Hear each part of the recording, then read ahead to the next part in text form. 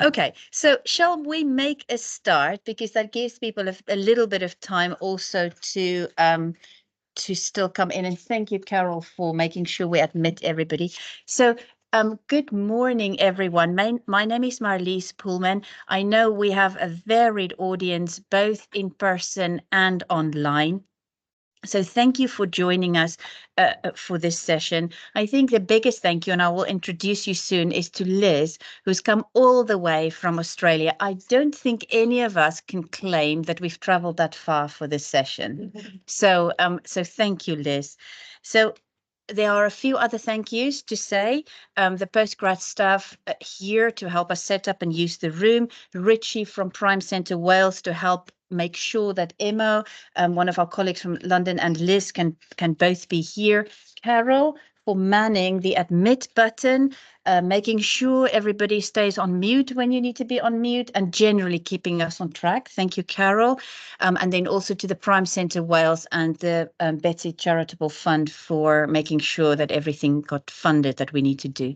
And then thank you to all of you who are joining today. So this is our session on voluntary assisted dying. And I think what I feel very grateful about is to have the type of headspace to think about a topic that might come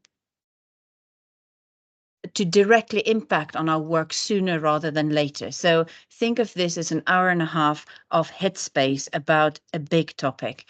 Now, I think everybody, I'm staring now at the people in front of me. I think you all know the system. There's no planned fire drills. You all know where the toilets are?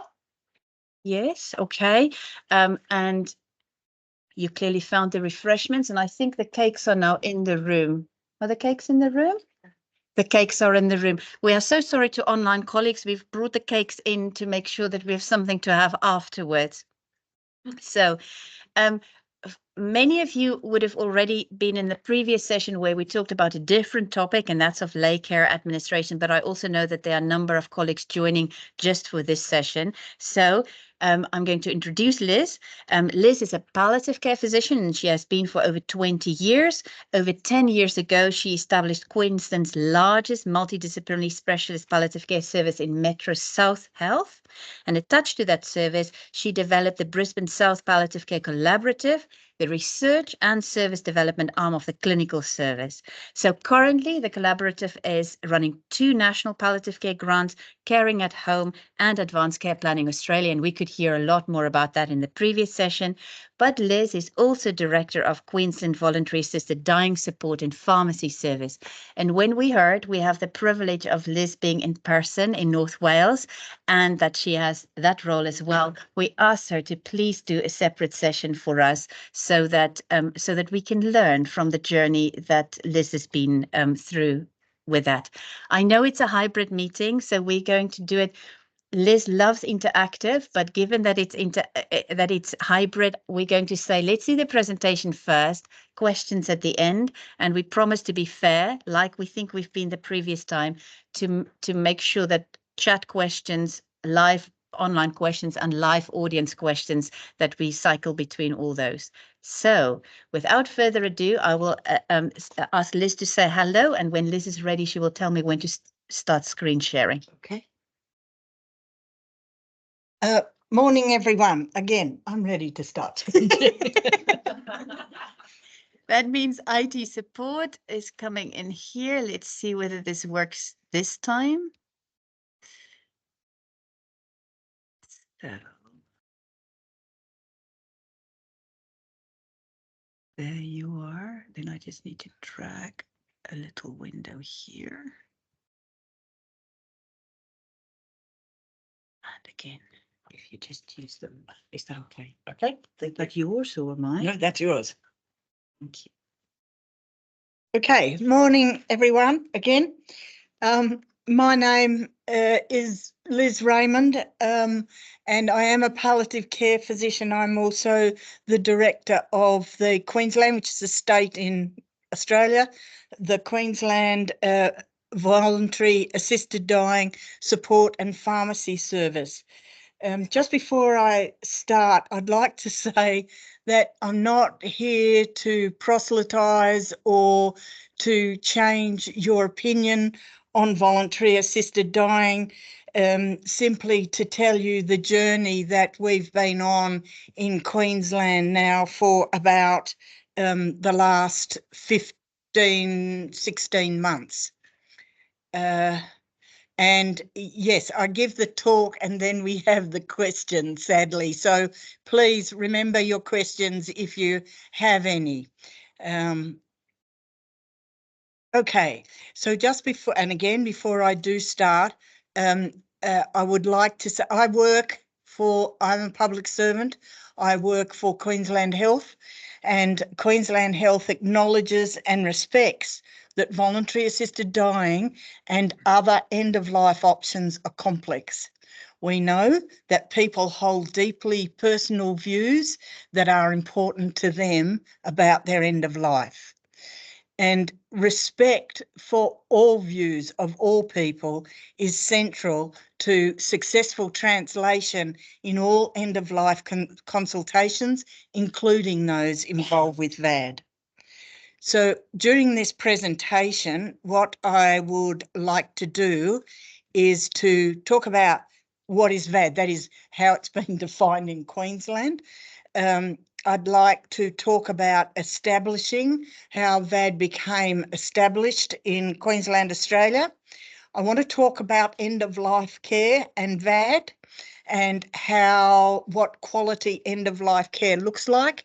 I'll give you a snapshot of voluntary assisted dying activity in Queensland over 17 months.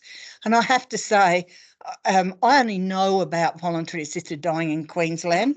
I'm not really familiar what happens in international jurisdictions. And then just to put the face of VAD, I've just got a couple of photographs of a couple of patients at the end for you. So what is voluntary assisted dying? Voluntary assisted dying allows eligible adults with decision-making capacity. I just can't emphasise that enough. With decision-making capacity, who are suffering intolerably and dying, an additional end-of-life choice by allowing them to choose both the timing and the circumstances around their death. So to access VAD, a person must have decision-making capacity at each stage of the VAD process, and we'll talk about a summary of that. And they can only request it and access it when they're able to make decisions for themselves. So that means that you can never get into the situation where you have impatient relatives, where someone says, Mum, you've had a hard trot, it's time for you to go, let's get the VAD. It has to be the person who says that that's what they want for themselves. And if at any stage during that process they lose the capacity to understand the purpose and the value. That's all right. Can you just? Are you? Can we just ask everybody to make sure they're on mute? Just take it down for in case it happens. Okay. If a person loses capacity to understand the purpose and the consequences of VAD, then they're no longer eligible and the process stops. So what have I done? Sorry, I need help.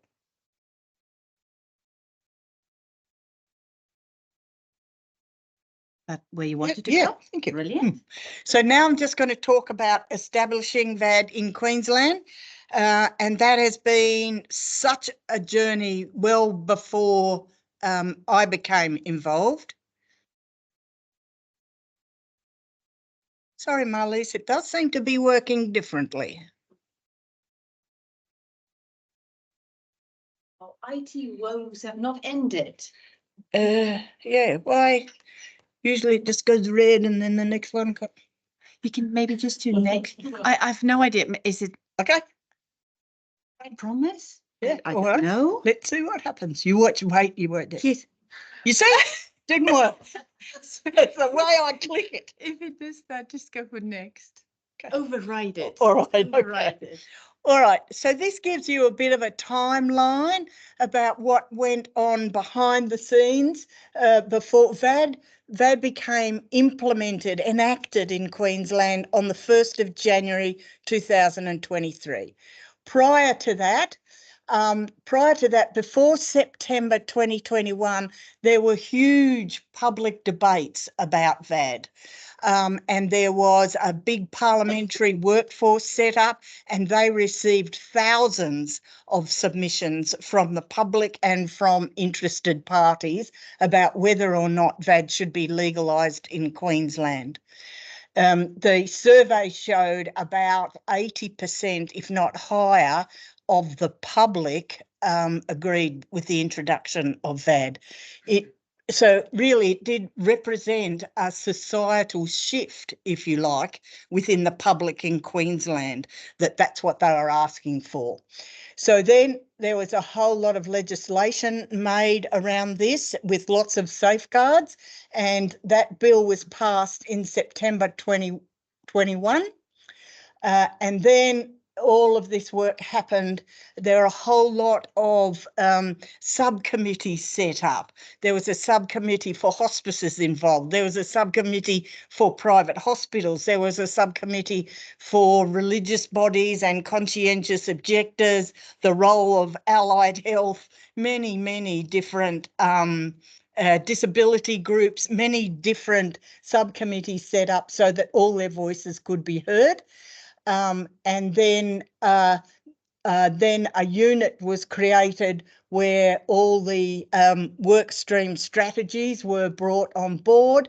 And then, of course, there was the information, the technology system to allow very rigorous monitoring and auditing of all the forms and whatever that had to be put up. That was always established. Then the Queensland government, we have in Queensland, we've got what we call 16 different health services. And I don't know how that relates to your boroughs or national health trusts, maybe.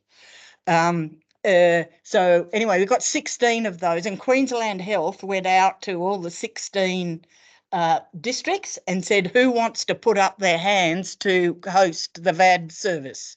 They got radio silence. But then in the end, they came to our Metro South Health, which is the largest district, and they just mandated that we would be making that service. So the Queensland Voluntary Assisted Dying Support and Pharmacy Service was established, and that's a mix of those two.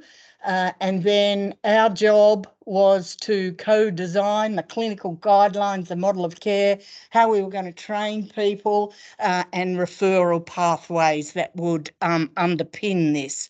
We were all flying blind. We'd never done this before. We got as much information as we could from the other jurisdictions. Western Australia had gone before us, as had Victoria. And Western Australia had, similar characteristics to Queensland, very decentralised state, less so than Queensland, but very decentralised, and how to establish such a service. Then we started training. We had to employ our pharmacists and our allied health people and our nurses. We had a very intensive training program that went for 2.5 months about different aspects of how to implement a compassionate, patient-centred, legal, safe service. And about that time, the review board was established. The review board is an independent board whose job really is to monitor compliance with the Act. Everybody has been so nervous about doing this wrongly that they wanted to make sure that all the time, all the laws were exactly adhered to, and there were many of them.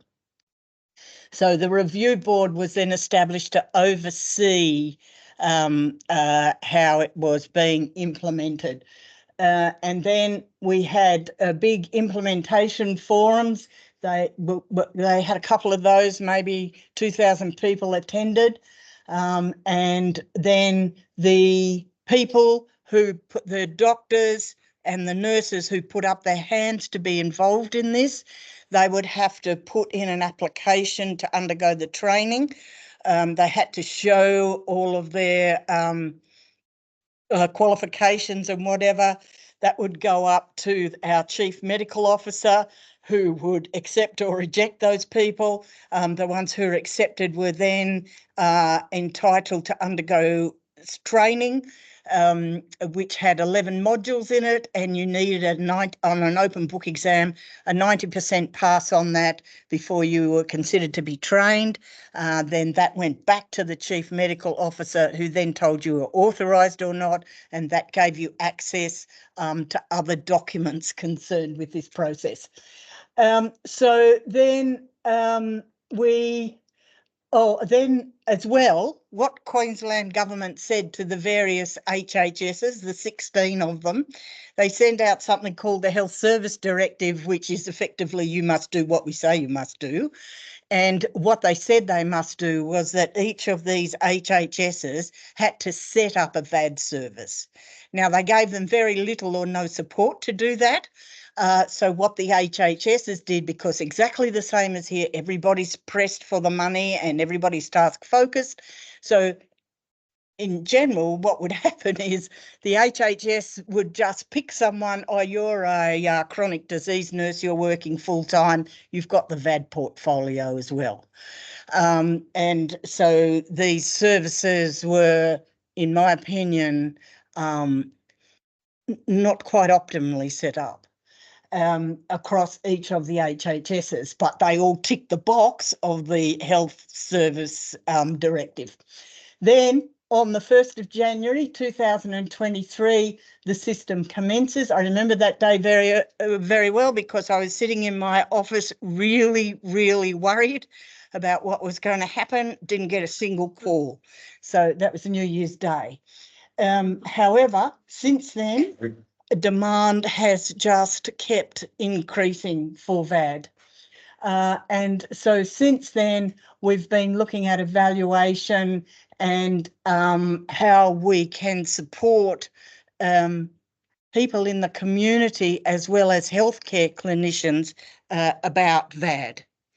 I think, sorry, that's a bit boring, but it's really important to get the history, especially if it comes to a place near you, but also to understand the governance, to make sure that this is a safe thing for everyone. So in terms of governance, as I said, we've got from left to right, we've got the Voluntary Assisted Dying Review Board. That review board is made up of consumers, lawyers, clinicians, bureaucrats, the usual mix, and they operate independently. And as I said, they ensure compliance and they write yearly reviews.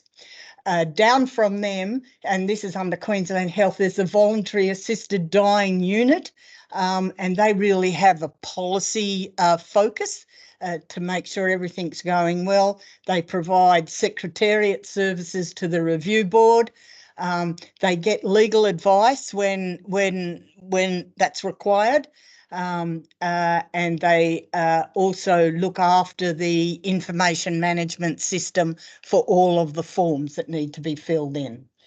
These next two green boxes, they were first of all envisaged as separate services, but I knew after talking to Western Australia and Victoria that really what we needed was a multi-professional group, rather than trying to keep these two people separate. That is the pharmacists and the nurses and allied health. So we collapse that into the one system that I'm director of. So we really look after multidisciplinary care, and that's for the public, it's for clinicians, it's for whoever calls us. We try and look after them. And we also connect people who are looking to get more information about VAD, but also to find some of these practitioners who went through the training. And we support them as much as we can, and we provide education. We're starting doing some research programs again, because we don't know what we're doing and we need to get this, to make the best service possible, we need to have it evidence-based. And then finally, we've got the body of the authorised voluntary assisted dying practitioners, and we have a community of practice running out of our service to support those practitioners. So basically that's the governance of it. So now I would like...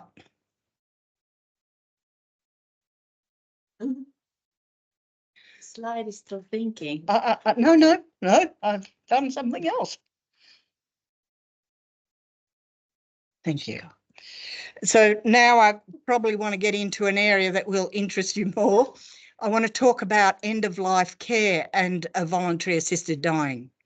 So as I mentioned before, end-of-life care, especially an expected end of life, which reasonably most of us in this room are going to die an expected death. You know, it'll probably be a mix of multi-morbidities, a bit of renal failure, a bit of heart failure, bit of this and that, and you might throw in a cancer at the end. But nonetheless, it will still be an expected death. And the thing about an expected death is that it can be quite complex, and it involves social, psychological, cultural, existential, spiritual and medical and other treatment issues. They are all there for every individual who dies. And what we do know, and you know in your practice, is that people hold very deeply personal views about end-of-life reasons that are important to them. So that's the person side of it. What we also know from where you're working is that end-of-life care is equally as complex, that optimally it's proactive, it's interdisciplinary, but it's always patient-centred. And carers and clinicians also hold very deeply personal views about end of life. And what has been my experience, and I know it's true for me, is that you cannot take the person out of the clinician. You may try to do that, but you are this complex mesh of your experiences, your beliefs, your cultural upbringing. So this will always impact your care. And in many ways, it's why you've chosen to be in this area of care, which I think is incredibly important. So the thing about that now is that voluntary assisted dying in Australia is now a part of proactive, patient-centred end-of-life care. How do we integrate it into what's happening now in the best possible way to get the best possible outcomes for all of those involved? So what we do know is that VAD is a choice, but it's not everybody's choice. And everybody holds very personal views about VAD, about how they think about it, and what they think is important to them. And again, I stress that respect for all views is central to good end-of-life care. As I said at the beginning, probably about 80% of the public in Queensland in surveys is in favour of voluntary assisted dying. Clinicians have a more ambiguous relationship, I think, with voluntary assisted dying.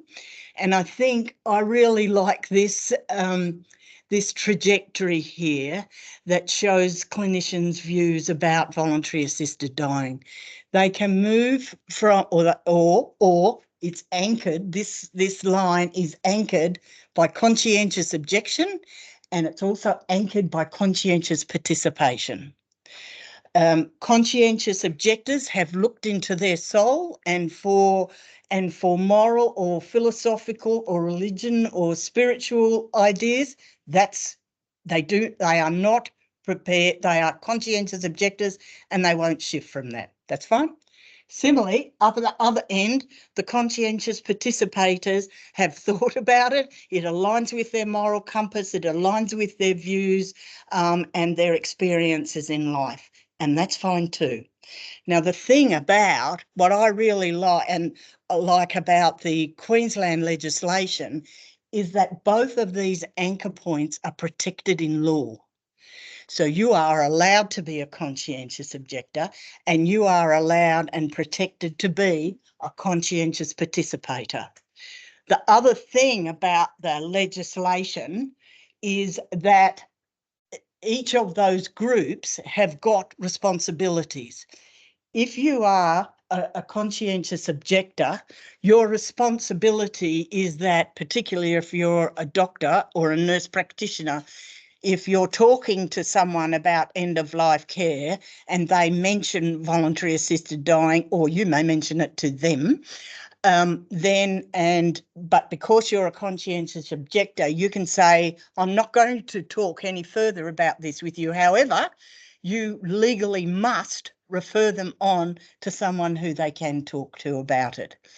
If you are a conscientious participator, your legal responsibilities, especially if you've done the training and become an authorised practitioner, your legal responsibilities are more, and they're very carefully audited about when you do what and how you do it and what conversations you have in what order over what period of time.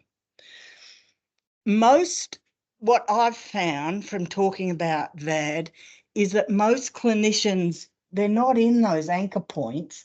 They go up and down that scale, and it can depend on the patient in front of you. A very dear friend who runs a palliative care inpatient unit, a nurse said, I don't believe in voluntary assisted dying except if you've got motor neurone disease. Now, okay, that's fine. That's her opinion, and that's good for her. But most people will move up and down this scale depending on the person in front of you. For instance, if it's somebody with multiple system atrophy or indeed motor neurone disease, a lot of people will say, I could see the point in it, but this is going to get harder and I don't know whether palliative care will be able to give them what they need. Or that person, their children may go to school with your children, and that will change how you think about it. Or you might have, this person may remind you of one of your parents. All of these things will impact upon what you think about where you sit on that continuum for voluntary assisted dying. So now I'm going to go on to the eligibility requirements for VAD in Queensland. And in general, this tends to be fairly almost international if you look at the other countries. The eligibility requirements are, first of all, you have to have an eligible condition. What's an eligible condition? An eligible condition is a condition that's advanced, it's progressive, and it will cause death. So the next thing is it is expected to cause death within 12 months. I can say those two alone rule out mental illnesses for VAD in Queensland. You cannot get VAD in Queensland because you are schizophrenic or because you have depression. And also it is causing suffering that the person considers to be intolerable. And that's down to the person. Only they can make that decision. That's not down to us. It's just like pain. It is a subjective experience. If the person says they are suffering intolerably, therefore they are. The next eligibility requirement is that they must have decision-making capacity for VAD. That decision-making capacity often comes up. It's a vexed subject. We talk about decision-making capacity for VAD. That is not equivalent to having decision-making capacity to run GE globally. Okay, it means that the person has decision-making capacity to make that decision about ending their life and the consequences of that for them. And they must have that. The other thing, and I think it's the same here, in Australia, capacity is assumed unless proven otherwise. Same here? Yeah, okay. So they've got, that's such an important eligibility requirement. Further, they have to be acting voluntarily and without any coercion. And sometimes the coercion can be the hardest thing to pick. You know, is it sort of subliminal almost, rather than being overtly, oh, you must do this? There are many other forms of coercion. The person has to be at least 18 years of age chronologically. There's been lots of debate around young adults, really young adults with cancer. They are well beyond their chronological years, really, and whether or not they would be eligible for VAD. We haven't had a case like that, but certainly the Children's Health District has been considering what they would do if such a situation arose. And finally, they have to fulfil residency and citizenship requirements for Queensland. When Queensland was first legislating about this, I think they were very concerned, the government was concerned that Queensland would become known as a tourist spot for VAD, and they did not want that to happen. So they've put in these requirements that are, you know, carefully monitored. So now I'm going to go on and talk about the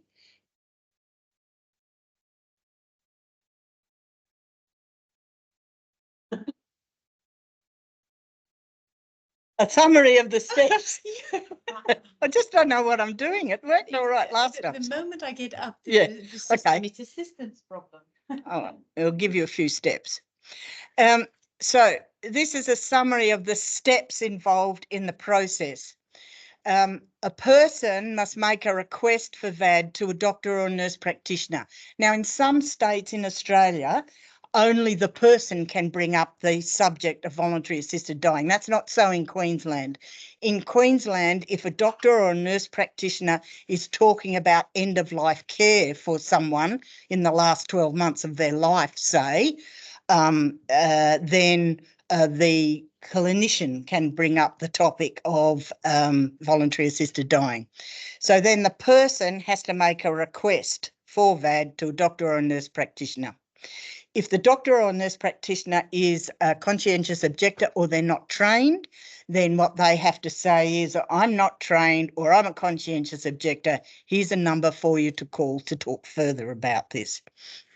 After that, that person becomes associated with two independent doctors.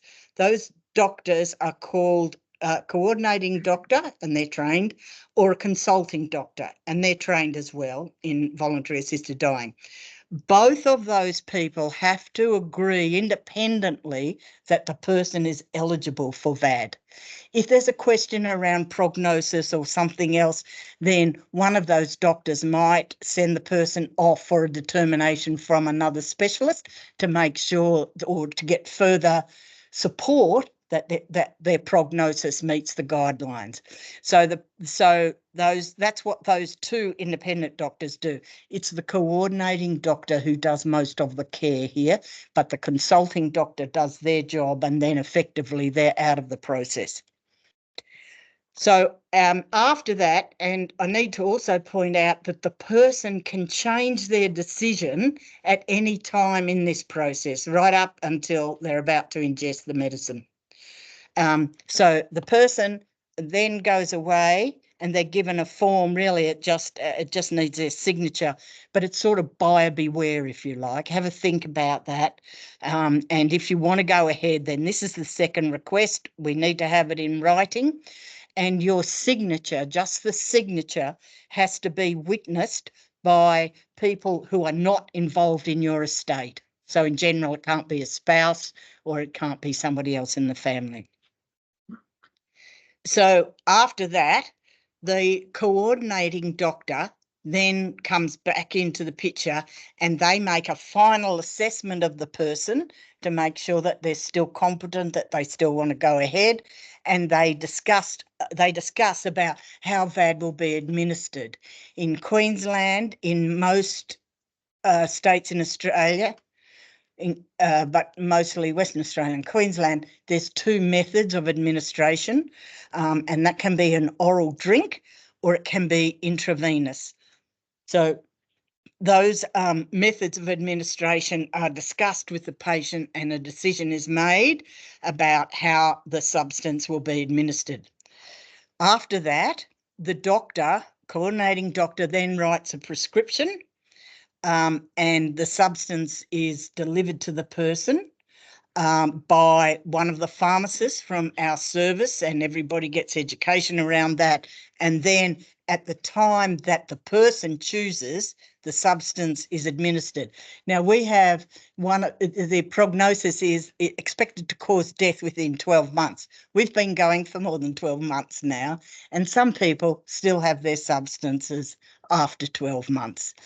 By law, that substance belongs to them and we can't take it back. If they want to give it back, if they change their mind, I'm more than happy to go and get it. But that's the law. So that's generally the steps of the VAD process. In general, the minimum amount of time that this process can occur is 9 days. Mostly it's longer than 9 days. It can take up to 3-4 months, but it's all person driven whenever they want. And finally, whenever the drug is administered is down to the person as well, that they will call us after the script has been written and our pharmacists hold that script. The person will ring up and say, can you please deliver the substance? We will do that, but they're under no obligation to take it then. They are, however, legally responsible for keeping that substance safe, out of reach of children, out of reach of everybody else. Comes in a lockbox, and they are in charge of the key. So, and those things need to be kept separate. So that's the steps.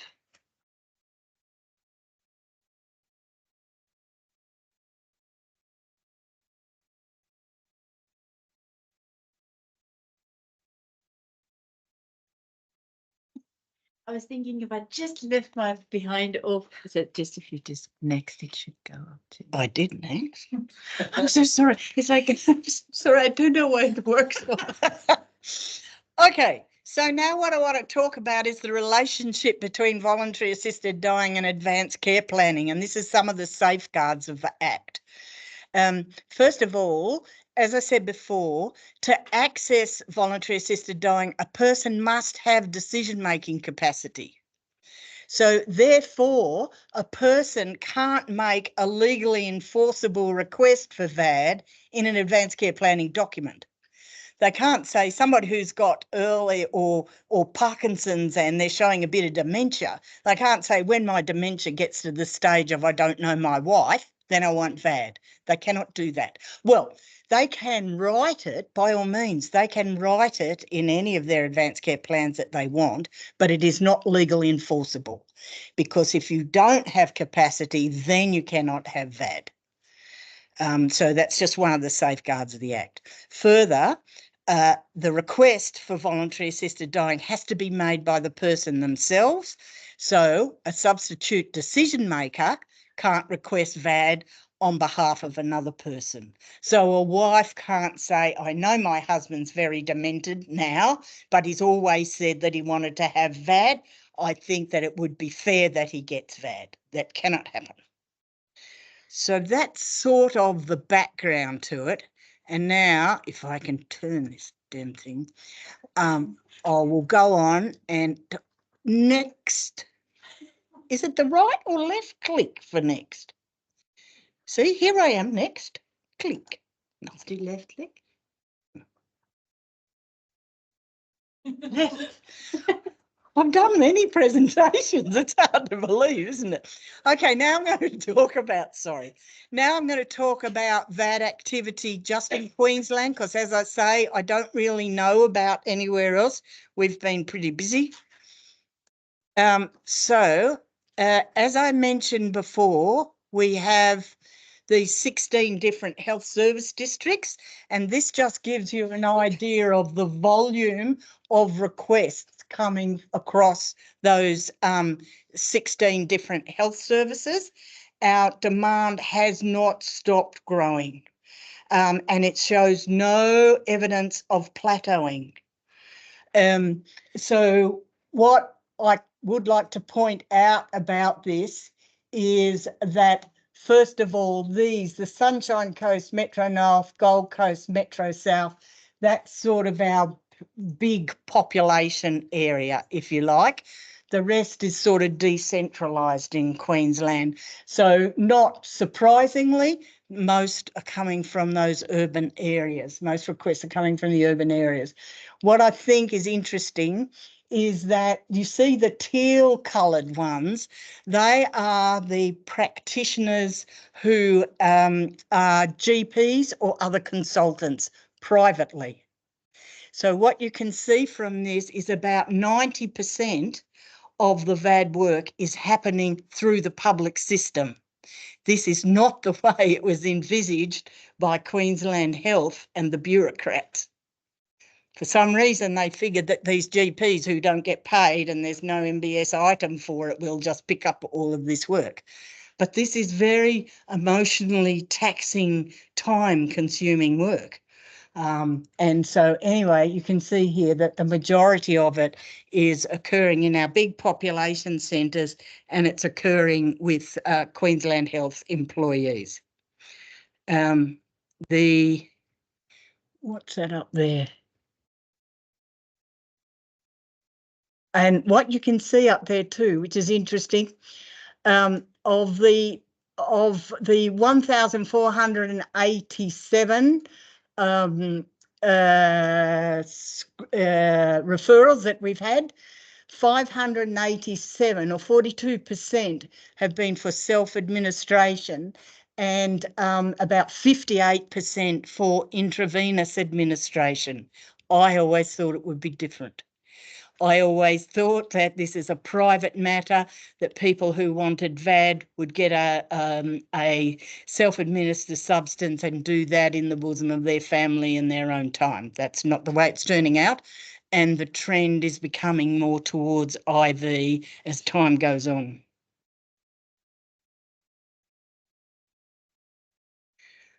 This is interesting for Queensland because what this shows is the demand per 100,000 of adult population.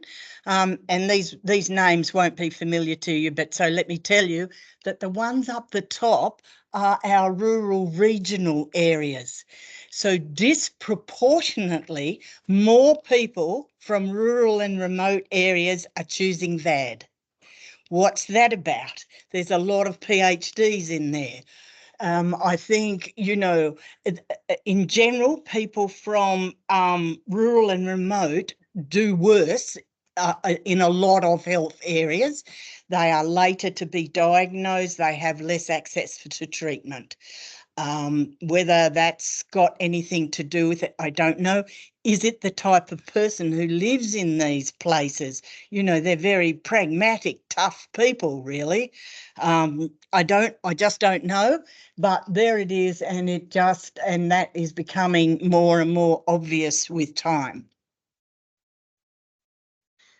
I just want to talk about, I was saying last night, you know, we're flying the plane while we're building it, really, with VAD in Queensland. So I just want to talk about the expectations we had and what we're seeing as the reality. First of all, we figured that primary care centred service with backup from Queensland Health facilities would occur. That's not happening. Over 90% of the scripts have been written by Queensland Health practitioners. Also, we thought, naively, that Queensland Health would be funding the HHSs to set up and allow for successful implementation of what society was requesting. But in fact, what they've seen is about 0.5 an admin to each HHS for 12 months only. This is leading to problems, and it is not adequately funded. I guess this can be said of a lot of other health services as well. There's been a gradual and steady increase in the numbers of practitioners, but it's a limited growth and it's not enough. We do not have a sustainable workforce yet. And if we're going to somehow meet this increased demand, we need to do something about the workforce because we're not getting there.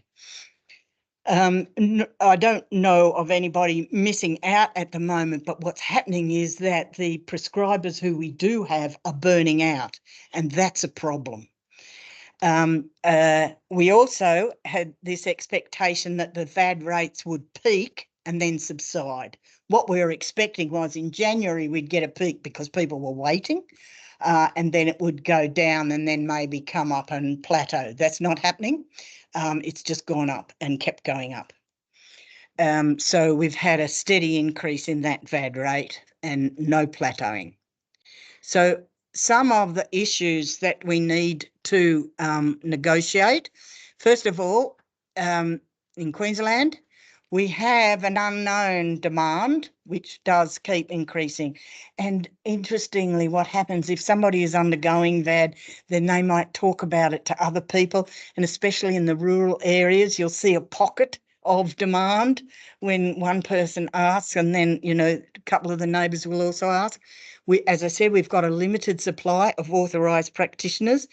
Our service was never set up to actually do the doing, to be administrators, to care for patients, but to link everybody else. But because of the demand, that's had to change. We have problems with legislation with the Commonwealth Criminal Code. The Commonwealth Criminal Code some years ago in the Northern Territory tried to bring in voluntary assisted dying, and the government was very upset about that. And so they brought in this criminal code that said you could not use any carriage service to transmit any information that induced suicide in a person. So that meant that you're not allowed to use fax, emails, phone, any other carriage service to help coordinate services here. And the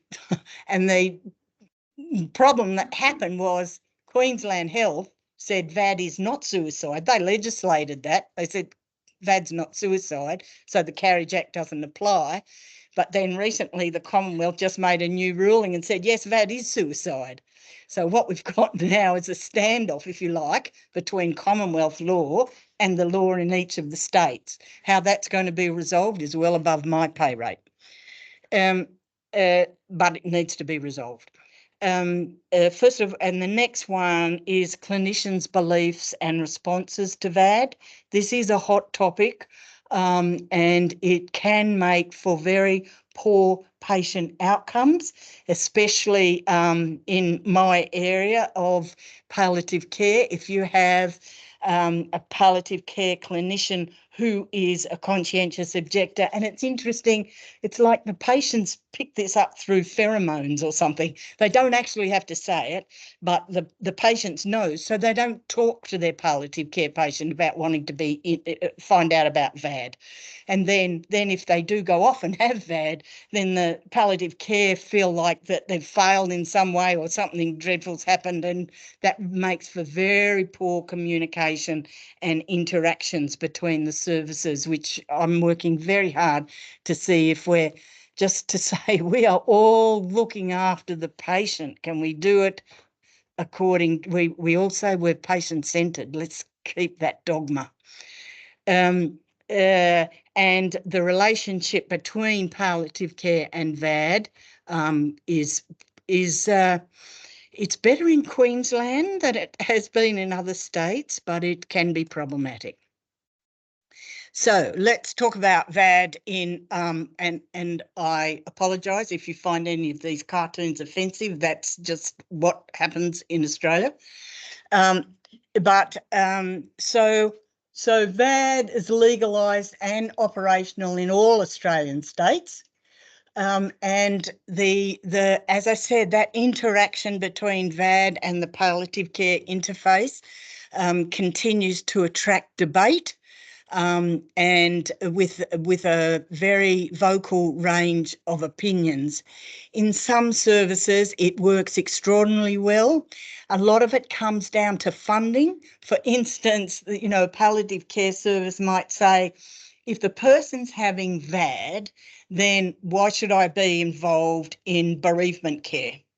The VAD service should look after that bereavement care.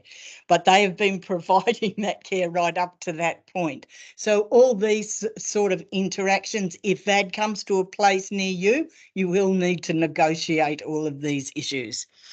And it's a matter, I think, of getting that balance between patients and clinician choice. And the decision making around that. The Queensland health legislation really homes in on confidentiality. For instance, on the death certificate, it is illegal to write VAD. A person who has VAD, the underlying condition which made them seek out VAD, that's what's written on the death certificate. So it just means that we need to work harder with getting this communication going well. So now, because I think I'm done, aren't I? I'll just quickly want to go on to two people who chose VAD, both of them in rural and remote areas of Queensland. So this gentleman had lung cancer. He was oxygen dependent, but he was vain and he didn't want to have the oxygen on when he had this photograph taken. So anyway, because of the limitations with the federal law about using carriage services, we had to work very hard for him to meet his requirements. And this one in particular worked very well between palliative care services and the VAD services. And we had a lot of administrative assistance. And sometimes some of the clinicians aren't that good at cannulation. And this chap did want, he did want an intravenous administration. So we have to work out people to go up and put cannulas in. I always get worried about that. So, we always ask to have 2 cannulas put in. Some people have got portacaths if they've been an oncology patient. Sometimes it can be very difficult to get stuff through the portacath. Don't know why. But anyway, so this chap was sure that he wanted to die at home. His coordinating and ministering practitioners were happy to do that. So he had to get him home. So the Queensland Ambulance Service, God bless their cotton socks, said that they would do that for him to get him home. He wanted to see the water again, so the Queensland Ambulance Service took him to the beach, and then he went home and died in the bed where his late wife had died, and that's what he wanted to do. And the next one, this gentleman had colorectal cancer, and he was tired and exhausted. You can see he's a bit anemic there. And his GP was not an authorised practitioner, but had referred him through to the local VAD unit on May the 1st. And then the authorised practitioner in that service was able to triage him and do a first request on the same day. This man was not well. And then we actually did a telehealth consulting assessment for May the 9th. Not sure whether that's legal or not, but that's what was needed for patient care. So that's what we did. And so he had a telehealth there against the criminal code. And then his final VAD assessment occurred in the private hospital on May the 10th. Interestingly, some private hospitals allow for VAD, others don't allow for VAD. We work very well, say, with the Catholic system in Queensland, who are conscientious objectors, but they let us know when their patients want VAD, and if we can, we will then transfer that person to another private hospital if that's what they want, or to home for VAD. If the person is too ill, however, by law, they can have VAD in that facility, even though they're a conscientious objector. That's the law, and that works quite well within that Catholic system in Brisbane, which I'm very grateful for on behalf of patients. So this chap self-administered his VAD on May the 12th in hospital. So really, that's it. I'm more than happy to take questions.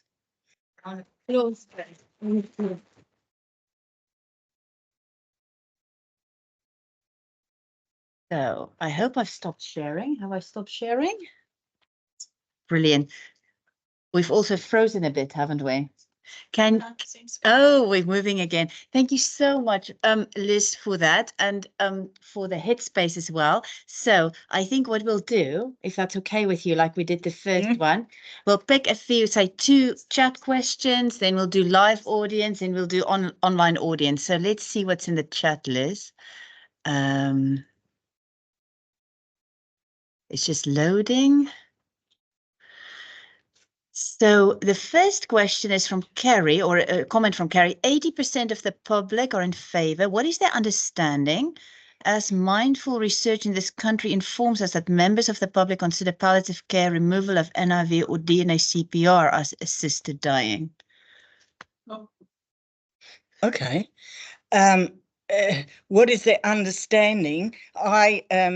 I wasn't involved in sending those services out, so I don't know how they defined it, but that's interesting. As mindful research in this country informs us that the members of the public consider palliative care, removal of NIV. Okay, what's DNA? Oh no, CPR as assisted dying. Yeah. Gosh. Okay. Okay. So clearly there's a lot of work to be done, raising awareness of the issues here. Absolutely. And we find that all the time too. And then Hedda, we talked about access to the recording. I think it has been recorded. I think what we will first need to carefully do is working within consent, also for Liz's side of things. We will see what the options are to share in future, but it will be with everybody's consent if we share that. So we'll look at our options. Okay. We can do this one. Do the safeguards of the Act mean that VAD is not applicable for people with late-stage dementia? Absolutely. Late-stage dementia, it's impossible. It is illegal. It would be murder.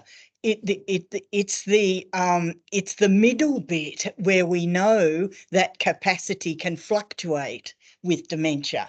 That is where, and I haven't been involved in any of those cases, but that's where the decisions can get very difficult.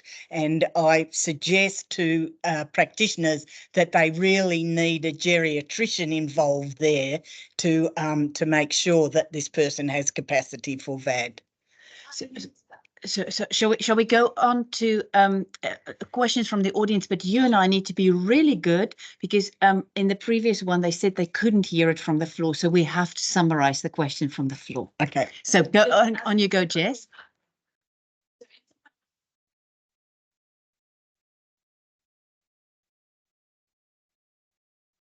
Yes. They then go on to lose capacity. What's the process there? We will take that medication back. Of course, we must be notified that that's what's happening. However, rarely nobody dies in a vacuum, and generally there is a thing that I didn't tell you about here. Once person makes that decision that they're going to have the self-administered substance, they have to have what's called a contact person. A contact person is legally required to contact us under certain circumstances. That would be one of the circumstances. So once we knew that that person had lost capacity, we would go and we would pick up and dispose of that substance. There's a great fear about what happens to uncontrolled substance in the community. Absolutely. And I think as a leading to that question, it was just about, for our online, it was about if somebody loses capacity during the process, and that's where you explained the contact person. Another question from the floor? Okay, please. I won't be half in the team or not. to care to them. I'd be interested to know about the experiences of practitioners who give the substance intravenously and what support of it is available for them. Yes. Okay. Going to summarise this first. Yes. The question was, the lady is interested in knowing what supports are available for practitioners who give the substance intravenously. That's something that we've been very worried about if moral injury or distress. So our service, QVAD SPS, Support and Pharmacy Service, we have a senior psychologist on our service. And of course, that person has to put their hand up. Doctors are very bad at that. But nonetheless, in general, when somebody starts this work, I will call them. When I know they have a patient, how are you going, just to check up on them, which they find reassuring. But however, if they run into trouble, we have our psychologists, our grief psychologists, who will work with them. If that is not sufficient, we also have we've got 4 or 5 different private grief counsellors, and we will pay for 4 or 5 consultations with those people to work through. What we have found, just to be upfront, is that with this demand and lack of practitioners, that some practitioners are burning out. And so for that reason, we do what we can to support them. We also suggest that they stop practicing for a while, because that's not good for anyone. We have a community of practice which is in a closed, very confidential bubble, where we meet every second month and we discuss patients and how we're responding to things. We also have face-to-face meetings, which is a whole day of working through difficult cases, reactions from other people, how they're getting on with their colleagues. Thank you so much. And just maybe we'll take one more question from here. And then if there's any live questions from the online audience, this is the time to start putting your hand up. Is that okay? So over to... Just wanted to ask about the coercion. Yes. It's one of the eligibility criteria. Yes. I think in this country, from what I understand, when it's been to Parliament previously, that seems to be the crux, the coercion and the fear that families will influence our loved ones who are perhaps a little bit more vulnerable. So what sort of, it's part of the criteria, but how do we look into that? How does that get explored on a deeper level? Yeah, I think that's really clinical experience. And it's a matter of watching and trying to get the person on their own to talk about what they want, what their feelings are, what's their motivation. And I don't think that there is any formula that we can use to say there is no coercion here. I can, hand on heart, say with people that I have dealt with that I haven't seen any positive coercion to take VAD. What I have seen is the opposite.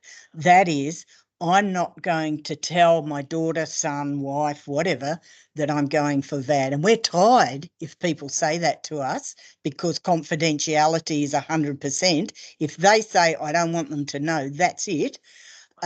So it's really that other way. They will not tell the people they love, because they're afraid they will try and talk them out of that. Now, for me, when that happens, it's just alarm bells, and I try and say nobody dies in a vacuum. If they are opposed to this, it's because they love you.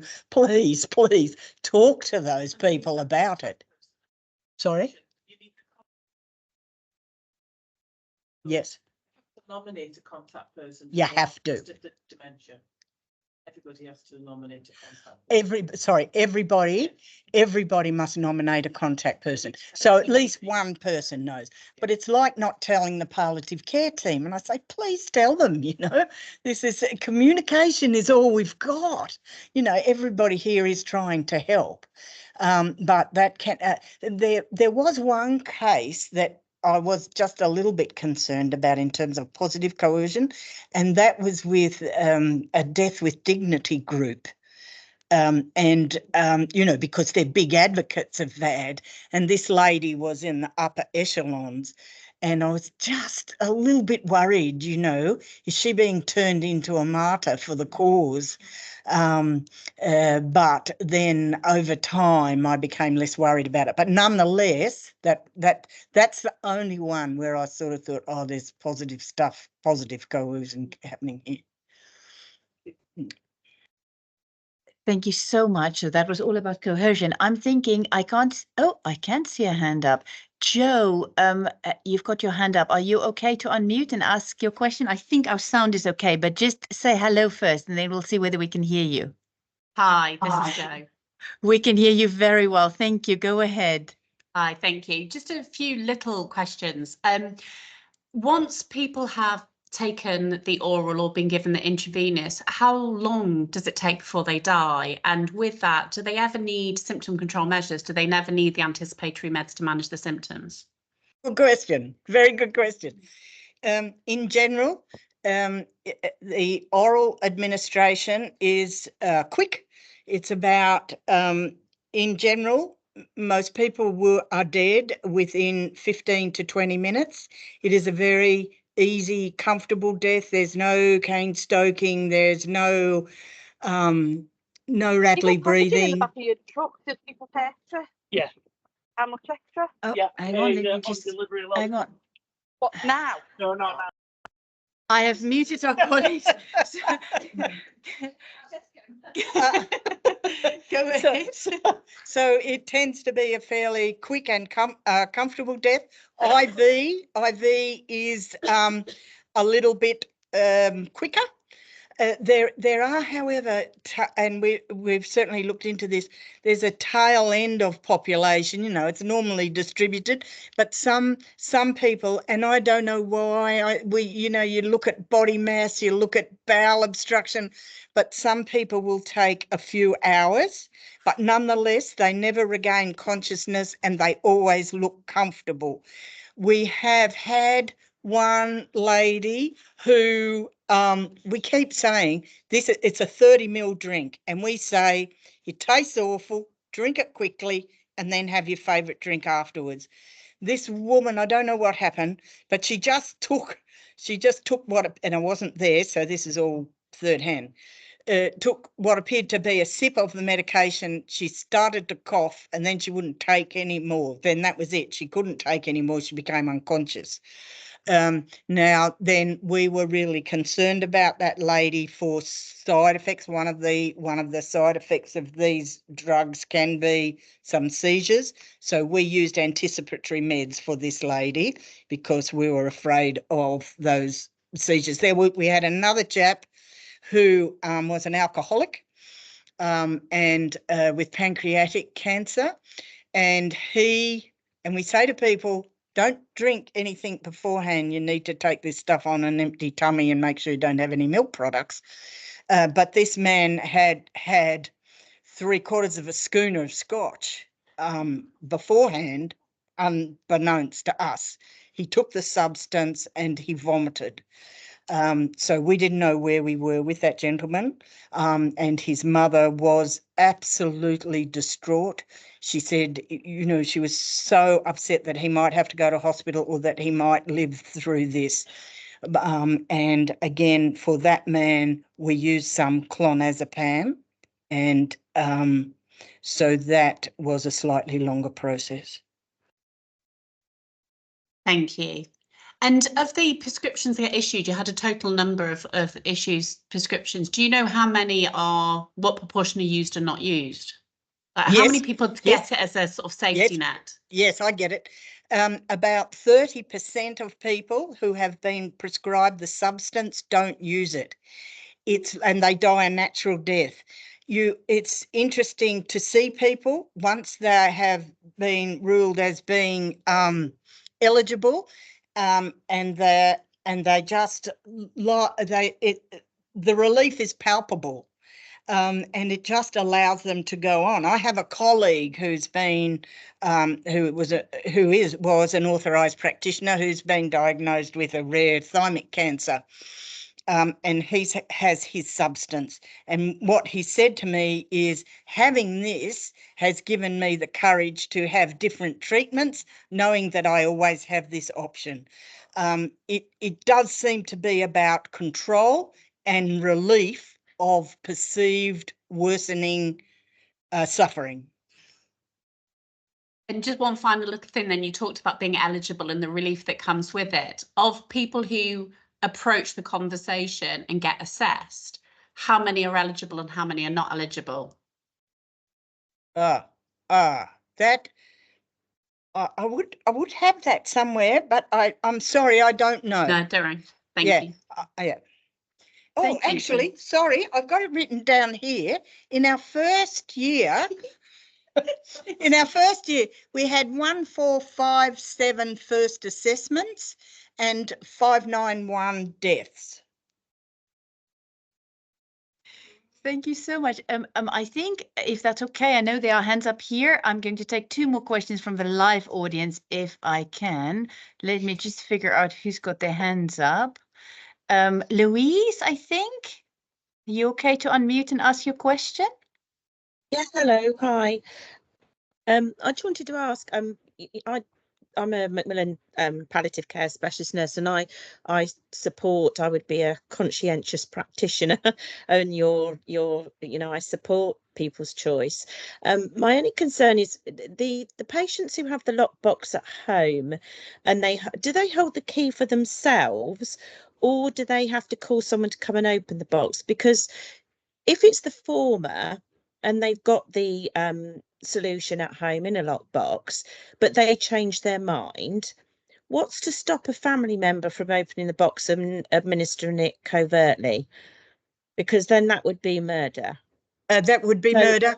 And how would they actually be able to prove that? Because obviously the patient would have been through the process. Well, that would be hard to prove, but indeed that patient would, you'd have to force that stuff down their neck to get them to take it. And the other thing is that most palliative care patients have other S8 drugs in the home that somebody who was trying to get rid of a family member, if you like, has got options to other things. While that is, it's more of a theoretical, I think, than a real possibility. I'm not negating it. Weird things happen, but I don't know how you could force somebody to drink this. Oh, I was thinking if they administered it covertly. How could they do that, though? You can't.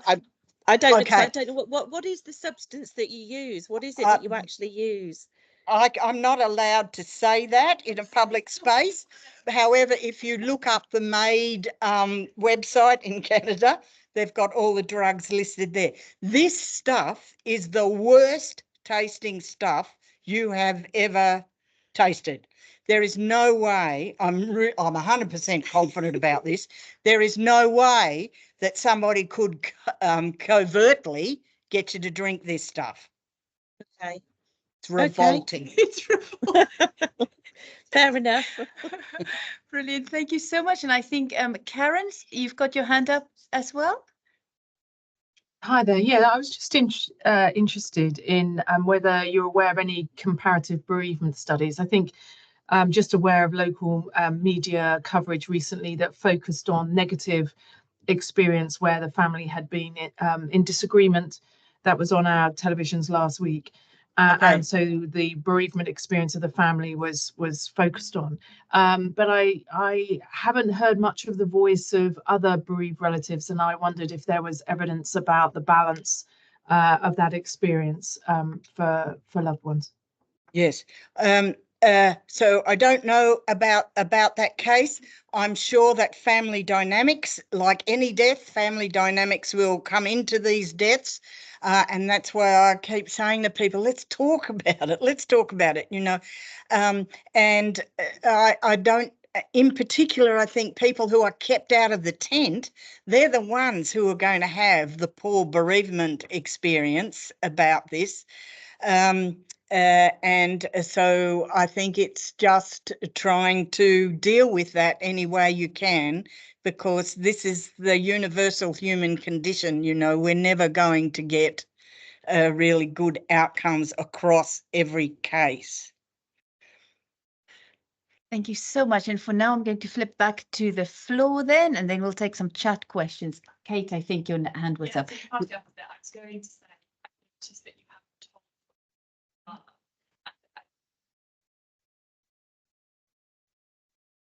But I wondered if part of that is to do with pharmaceutical companies. How do they feel about their medications being used for this purpose? Just summarize the question. You do. You summarize the question. I'm going to think of the answer. Okay.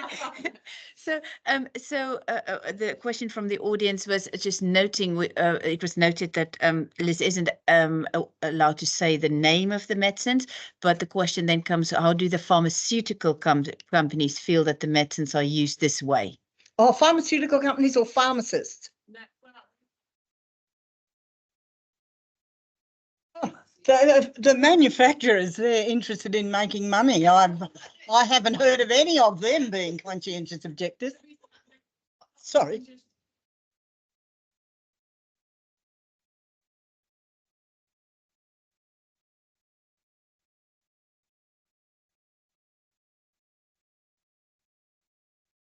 Oh.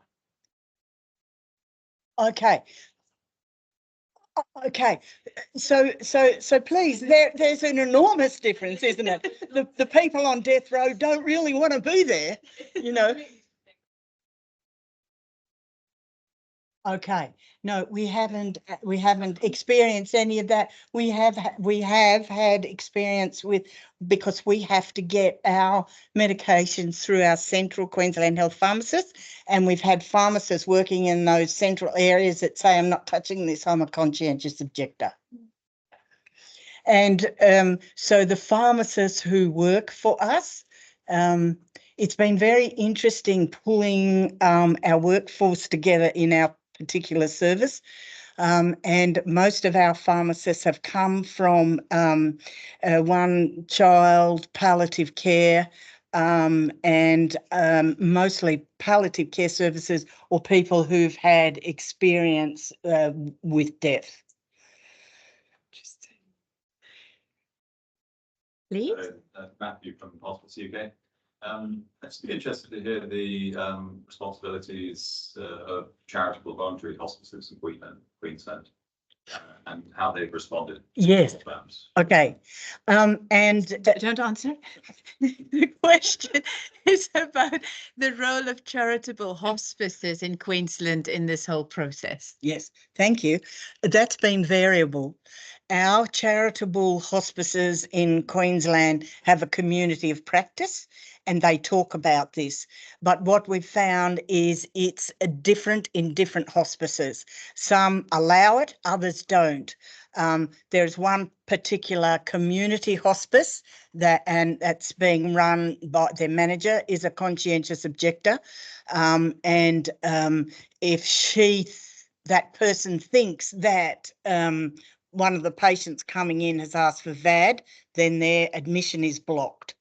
However, other hospices allow that to occur and do wonderful things for the family and the other people involved in it. So it's the same sort of range that you see, as I said before. And everybody's got these beliefs which are so important to them.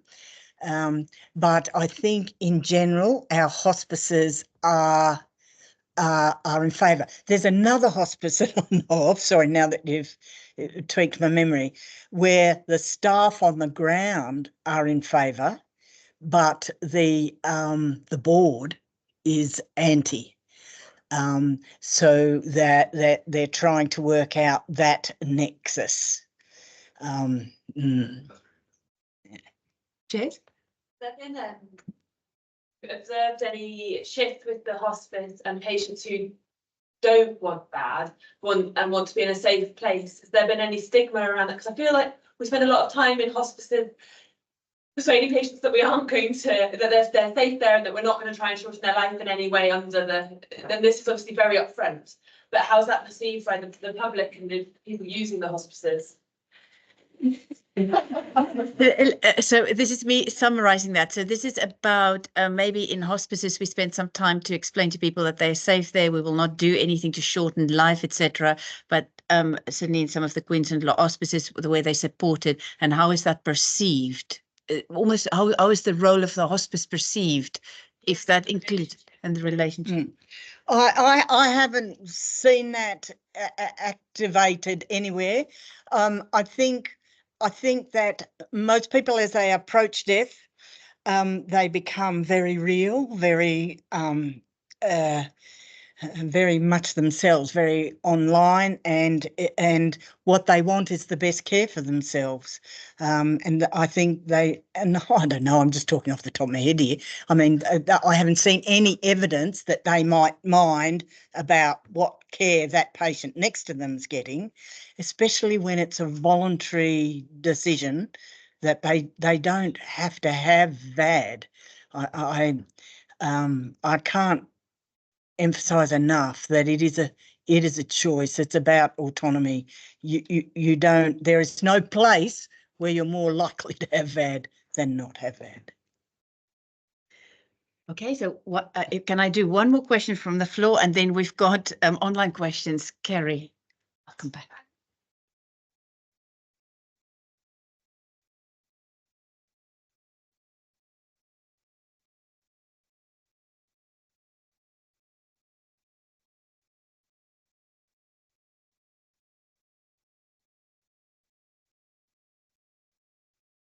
Cheaper to go for VAD rather than palliative care. Is there not going to be this disparity in funding from those accountants who want to make things a little bit more viable? Is there a long-term problem there? That's my concern. Liz is thinking about this question. It's about the sort of the finances, if VAD might be seen as something that is less expensive than palliative care, and whether that is a longer term problem in the making. Did I do okay, Kerry? I think that's a societal issue, and that it would have to be very carefully monitored. I don't know of any clinicians involved in VAD that would countenance that in any way if that was some sort of financial ruling that was given down either to our palliative care services or to our VAD services. I just don't think that would, I'm not ruling it out. I'm not prepared to rule anything out, but I don't know of a single clinician who would agree with that. With regard to palliative care, I know that 80% of our patients in Queensland going for VAD are already concurrently receiving specialist palliative care services. So I don't know that a lot of money is being saved there, and I don't know whether the accountants are aware of that. Brilliant. Okay, so I know we're going to run out of time, so I apologies if there are many other questions, but I'm going to pick two more off the list in the chat. I did so, and I would have saved the chat. So if there are, I think what we'll do is make sure that you either email me some questions, me or Imo, or we'll go through the chat if there are questions and see whether we can just get some responses from you in due course so that everybody's questions are answered. But for now, there's a question about what is the role of ensuring optimum palliative care input in the care of the person prior to the assessment by the two independent doctors? What knowledge and skills of palliative care do the coordinating and consulting doctors have? How to safeguard against undiagnosed depression, existential distress that could be addressed in other ways? Okay, thank you. Whoa. But it's written down.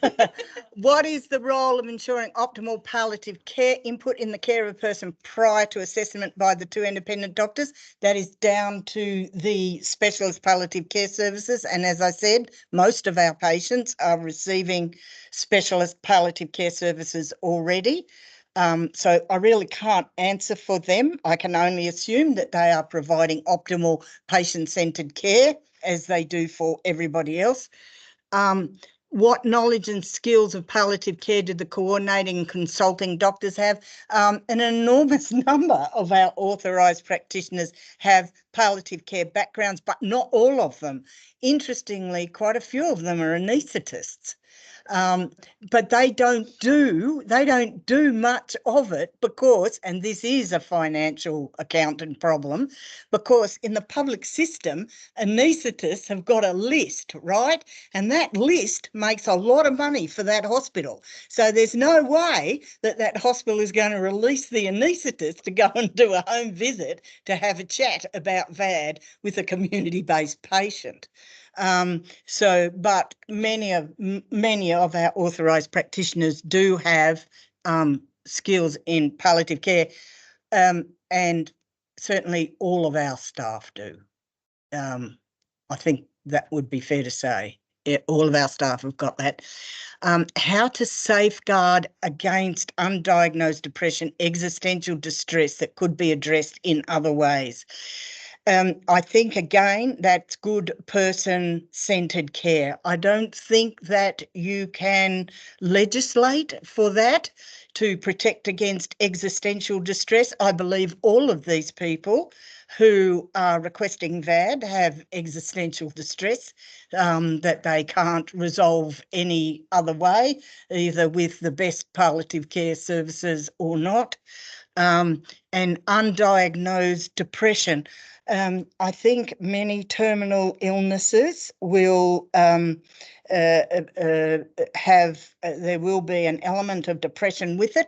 What we know is that it is hard to get enough time to get the optimal medication to treat the depression as the disease progresses.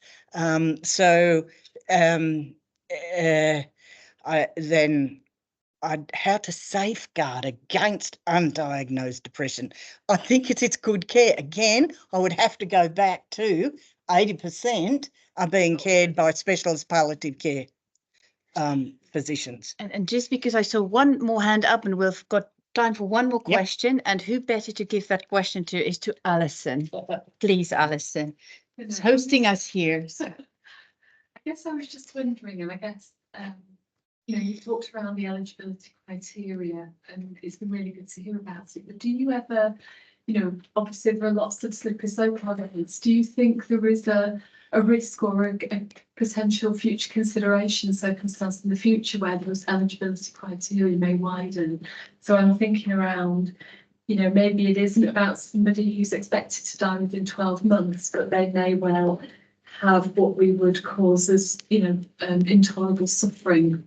So I'm just interested in that, because I guess that those are some of the legal arguments, aren't they, about concerns and fears about it. Now, I know Liz doesn't need thinking time about it, but the question is about eligibility criteria, slippery slope, and whether there is maybe can it be foreseen that the eligibility criteria might be relaxed. For example, that somebody does not have a life-limiting illness, but feel they are suffering intolerably.